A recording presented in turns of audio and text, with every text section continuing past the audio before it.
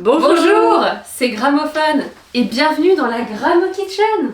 C'est le premier épisode de la Gramo Kitchen et c'est donc toi qui vas cuisiner puisque ma maman est plus douée dans la cuisine que moi. Qu'est-ce que tu nous prépares aujourd'hui? Alors c'est très simple, c'est une petite recette qu'on a fait depuis le début, qu'on utilise tout le temps. C'est une recette sucrée, c'est une base de pâte avec laquelle, ce qu'on va vous montrer, nous on s'en sert pour faire des petits pancakes, des petites gaufres et des muffins en fait. Et puis après on va pouvoir ajouter les toppings qu'on veut, soit dans la préparation, soit après en topping. Donc chocolat, là j'ai pris des petits fruits, on a des petites fraises, des petites framboises, on peut mettre n'importe quoi dedans. Et ben on va commencer. Tu vas nous préparer plein de trucs, c'est trop cool. Et ouais. C'est parti. Un petit goûter. J'ai trop peur que tu me fasses un vent. Ça. Hop là.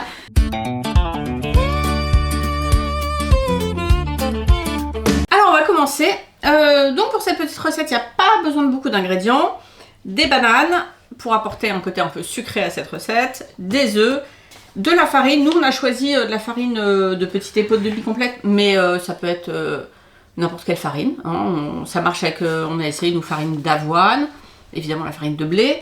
Je sais pas ce qu'on a essayé d'autre. Ah si, farine de châtaigne. Assez souvent, c'est pas mal ça. Pour le coup, la farine de châtaigne, ça apporte vraiment un goût très différent. Et puis un peu de levure chimique. Et c'est tout. Donc pour cette recette, en termes de proportion, c'est quand même un peu à l'œil. Ça dépend un petit peu des goûts de chacun. Et puis il faut réussir à obtenir à la fin une texture suffisamment liquide pour faire des pancakes. Là, je vais prendre deux petites bananes parce qu'elles sont vraiment petites. Généralement, je prends une grande banane pour 2 œufs. Là j'en prends 2 parce que vraiment elles sont toutes petites. Et puis je vais venir les écraser avec une fourchette. Ah, donc, je vois que tu es en train de les écraser pour qu'elles soient... il faut qu'elles soient un peu mûres pour que ce soit facile. Parce que là on les avait choisies déjà assez mûres pour vous présenter cette recette. Et elles sont pas si mûres que ça. Bon, ça fonctionne quand même, hein, ça demande juste un peu plus d'huile de coude pour les écraser suffisamment. Donc là, je viens vraiment écraser mes petites bananes avec la fourchette. Voilà, ça donne un écrasé de bananes comme ça. Et puis je vais venir casser 2 œufs. On essaye de ne pas mettre de coquilles, hein, c'est mieux. Un deuxième. C'est des œufs, ils sont assez gros. Mais ça devrait aller. C'est vraiment une recette, j'ai jamais pesé. Ouais, c'est vrai. C'est aussi l'intérêt de cette recette, quoi. C'est que s'il y a un peu plus de banane, ça a un peu plus de goût de banane. S'il y a un peu plus de farine, ça fait une recette un peu plus dense. Mais globalement, ça marche bien. Ouais, c'est vraiment facile. On peut utiliser un fouet classique. Moi, j'ai un mini fouet. Je l'aime beaucoup. Donc, c'est vraiment le mini fouet que j'utilise. Je vais venir bien mélanger la banane et l'œuf. Et ça donne une espèce d'appareil comme ça, c'est pour l'instant très liquide. C'est méga rapide. Voilà, et c'est presque fini. On va juste ajouter la farine et la levure. Voilà, donc la farine, moi j'ai un petit tamis comme ça, parce que je préfère tamiser ma farine. Et pour les quantités, vous allez voir aussi, c'est pas vue d'œil. C'est pas très pesé, c'est à vue d'œil. Je mets 2 grosses cuillères à soupe. Voilà. Ensuite, je viens ajouter de la levure chimique. Donc là, je mets à peu près l'équivalent d'un demi-sachet. Là, c'est des sachets de 11 grammes. C'est souvent portionné, la levure chimique. Donc voilà, ça doit être à peu près toujours pareil, quelle que soit la marque. Je viens tamiser bien ma farine dans ma préparation. C'est l'étape qui prend un peu de temps, mais enfin... La recette est presque finie, donc c'est quand même... Et pourquoi faut tamiser? Pourquoi c'est mieux? Alors moi je trouve que ça se mélange mieux, ça évite de faire quand même des grumeaux. Voilà, moi j'aime bien tamiser ma farine. J'en sais rien, j'ai toujours fait comme ça. On m'a toujours dit dans pâtisserie, on tamise la farine avant. Moi je tamise. Ok. Voilà, ensuite je reprends mon mini fouet et je viens mélanger. Donc là... un petit peu comme une pâte à crêpes.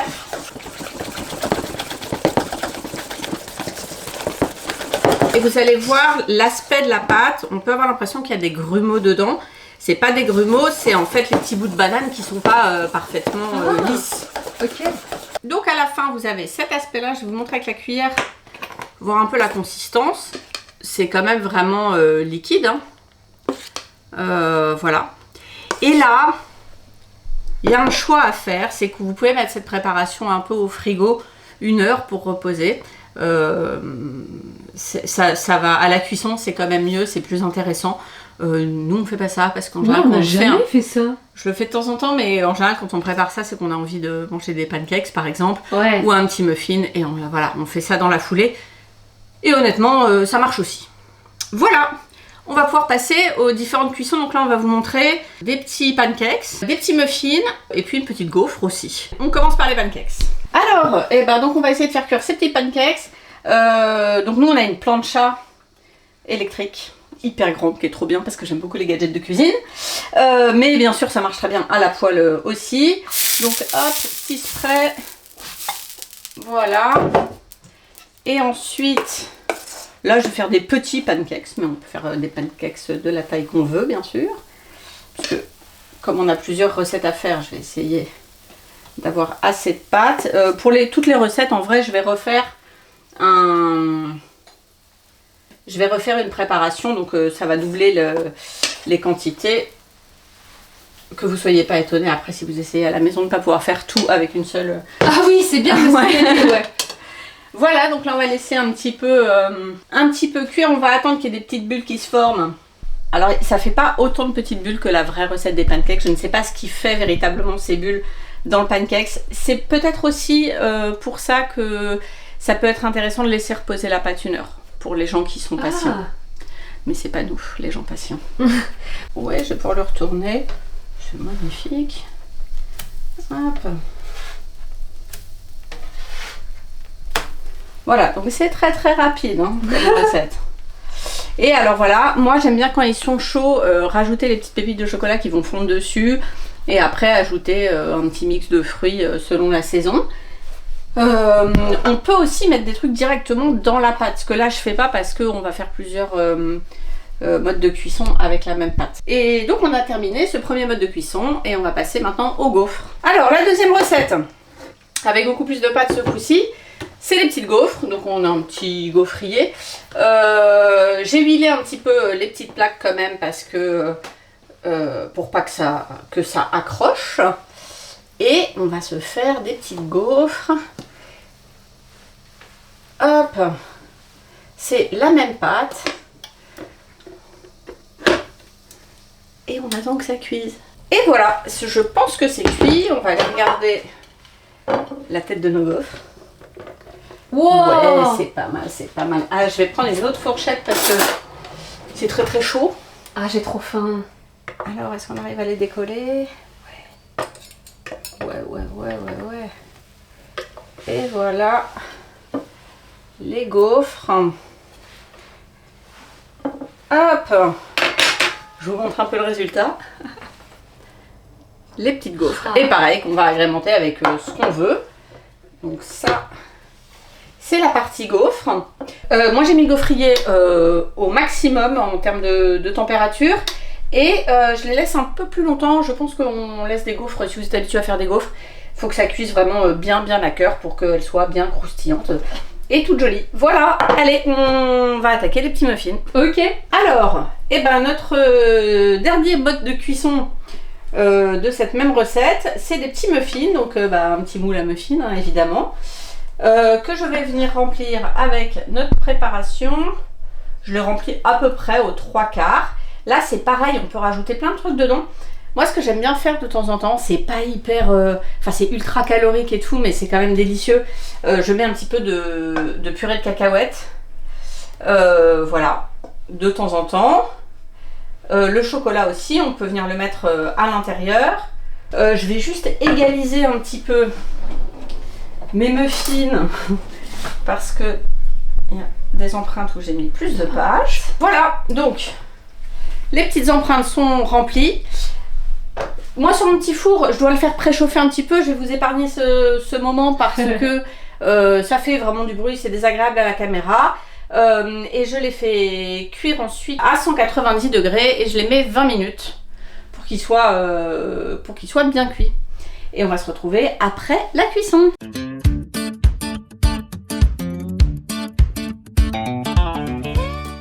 Donc, les petits pancakes, les gaufres et les petits muffins.